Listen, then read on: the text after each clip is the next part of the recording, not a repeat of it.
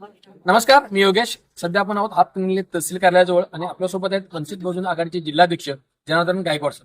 नमस्कार सर. नमस्कार सर्वांना. जय शिवराय, जय भीम. सर, आपण नुकतं निवेदन दिलंय गिरीश महाजन यांच्या वक्तव्याबद्दल. काय सांगाल याबद्दल?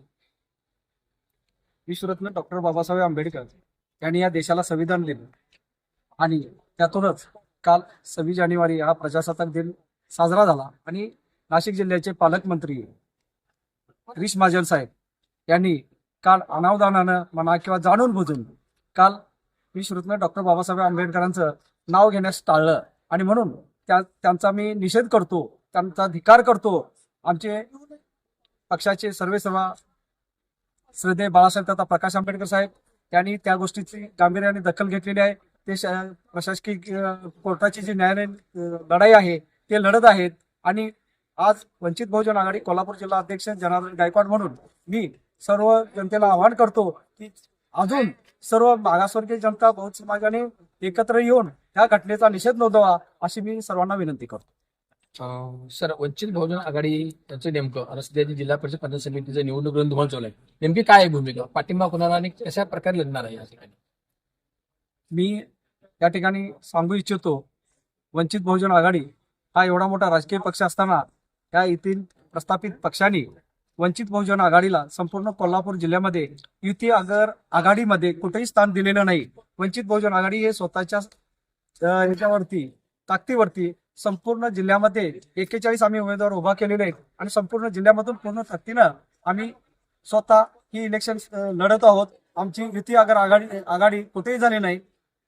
काँग्रेसचे अध्यक्ष आदरणीय सतेज पाटील साहेब यांनी परवा एक स्टेटमेंट दिलं की शिरोळमध्ये वंचित बहुजन आघाडीला आपल्याबरोबर घेतलेला आहे आणि शिरोळमध्ये एक जागा दिलेली आहे.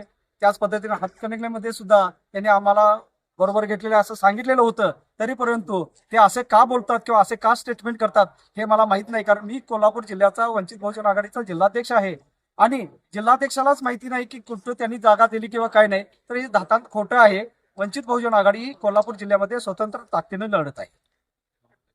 सर, पटणकोडोलीमधील जे महेश पाटील चंदूरचे आहेत, काही दिवसापूर्वी आपल्या एका संघटनेमार्फत आरोप करण्यात आला होता की ओबीसी दाखला असताना एससी दाखला दिला. याबद्दल नेमकं वंचित बहुजन काय करणार आहे म्हणून? सर, हे वंचित बहुजन आघाडी त्या गोष्टीचा निषेध करत आहे आणि ही जी गोष्ट आहे हे न्यायप्रविष्ट आहे. त्या माणसानं प्रशासनाला चुकीचे दाखले दिलेत आणि प्रशासनाला त्यावेळेला सुद्धा आम्ही विनंती करत होतो की सर, हा दाखला चुकीचा आहे. त्या माणसानं सुरुवातीला एससी दाखला काढला, नंतर ओबीसी दाखला काढला आणि त्याच्यानंतर पुन्हा आता एससी दाखला काढून तो मागासवर्गीयांच्या जे अधिकार आहेत त्याच्यावरती घाला घालत आहे. आणि म्हणून सरांना आम्ही विनंती करत होतो, निवडणूक अधिकाऱ्याला विनंती करत होतो की तुम्ही हा दाखला जो दिलेला आहे तो खोटा ठरवा आणि त्याचा अर्ज छाननीत उडवा, म्हणजे आम्हाला सर्व मागासवर्गीयांना न्याय मिळेल आणि ज्याने काय खोटा दाखला काढलेला आहे त्याला शिक्षा होईल अशा आमची अपेक्षा होती. तरी पण निवडणूक अधिकाऱ्याने तो जे अर्ज दिलेला होता, त्यांनी जे निवडणूक लढवण्यासाठी जो नामनिर्देशन पत्र दिलेलं होतं ते त्यांनी ग्राह्य मानून ते आता इलेक्शन लढत आहेत. तर त्या सर्व या गोष्टीचा मी धिक्कार करत आहे. नक्कीच आपण ऐकलात, वंचित बहुजन आघाडीचे जिल्हाध्यक्ष जनार्दन गायकवाड यांनी सांगितलेले आहे की वंचित बहुजन आघाडी यावेळी कोणाशी युती नसून स्वबळावर लढणार आहे.